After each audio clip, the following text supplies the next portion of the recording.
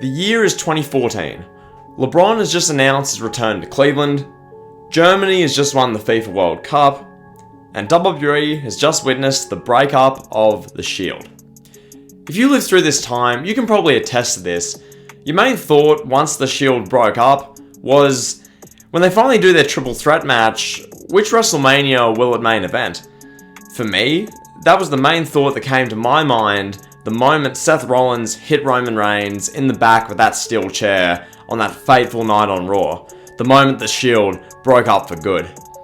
So to understand just how badly WWE fumbled the bag on this, let's take a moment to reflect on and appreciate the greatness of the Shield. Roman Reigns, the face of WWE, the biggest star in wrestling, a 1,000 plus day world championship reign to validate that. 7 WrestleMania main events, 5 of those WrestleManias finishing with him closing the show standing tall, 4 of those 5 with him holding a title above his head, 2 of those 4 with him raising 2 titles above his head. Dean Ambrose. Now Jon Moxley, the most reliable face of WWE's biggest alternative, All Elite Wrestling. A natural pro wrestler, one of the greatest hardcore wrestlers ever, and a man who can main event any show against anybody. Seth Rollins, the modern day Mr. WrestleMania. A man you can put in a program with against anyone, and he'll deliver every time. The Mr. Consistent of WWE over this past decade, ever since he walked in the door, and a guy who's built a strong legacy in that decade since he came in. On November 18th, 2012, these 3 men made their way into WWE and debuted at the 2012 Survivor Series. And for the next 18 months, they went on a run.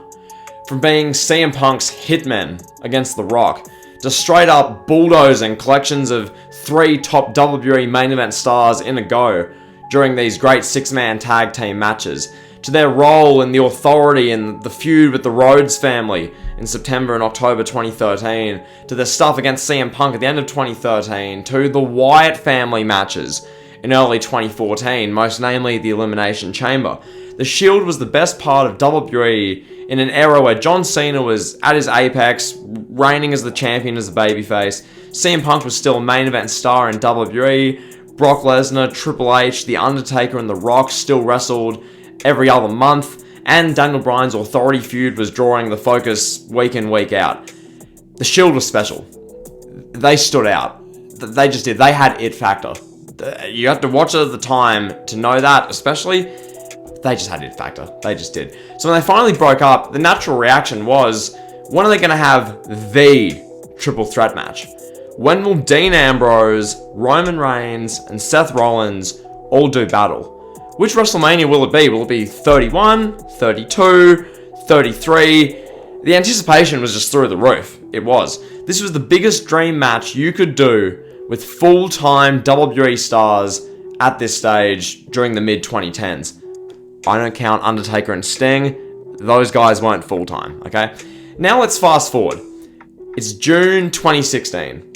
Roman Reigns has already main evented 2 WrestleManias by this point. Fans are sick of him. Seth Rollins has had his big world title run in 2015 prematurely cut short due to a freak accident at a house show and has subsequently had a knee reco. And Dean Ambrose has just sort of been, well, doing his thing, to be honest.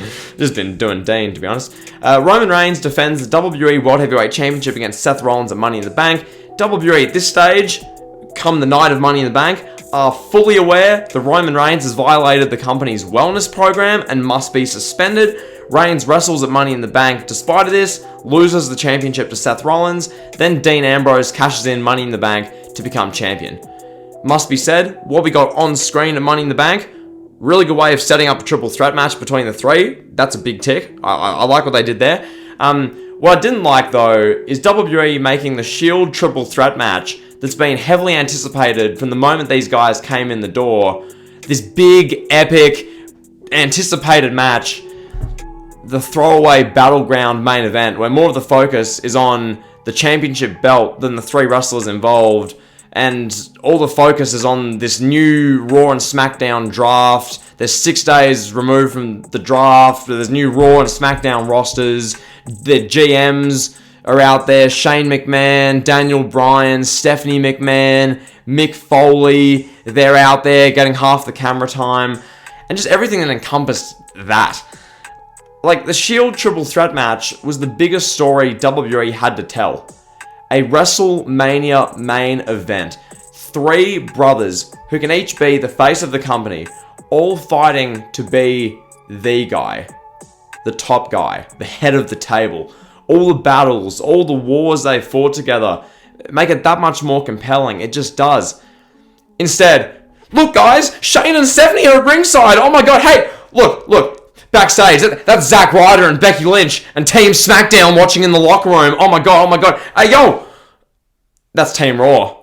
That's Team Raw. They're watching their 2 athletes, Roman Reigns and Seth Rollins, try and bring a kayfabe title to a brand that they've each been on for a whopping 6 days. Oh, wow. Ooh. Oh my god, guys, Shane.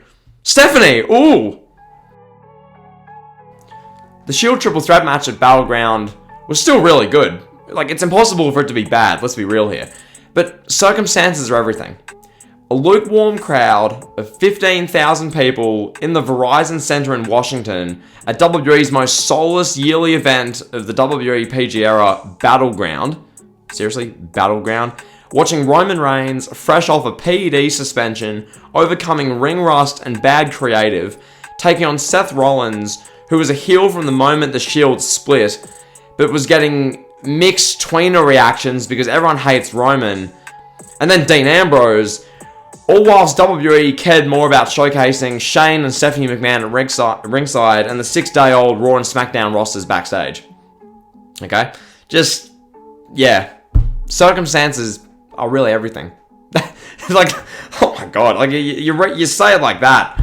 Wow. Anyway, in WWE, there have been multiple, like, right matchup, wrong time programs or mini feuds in recent years, in the last decade. The main 2 that come to mind for me are Brock Lesnar and Bobby Lashley with their match at the 2022 Royal Rumble. A true dream match that was just thrown onto the show, as well as John Cena and Roman Reigns at No Mercy 2017. A literal WrestleMania main event, old line, young line match just thrown on a No Mercy event. Okay, they come to mind, but to me, nothing goes past this Shield Triple Threat match.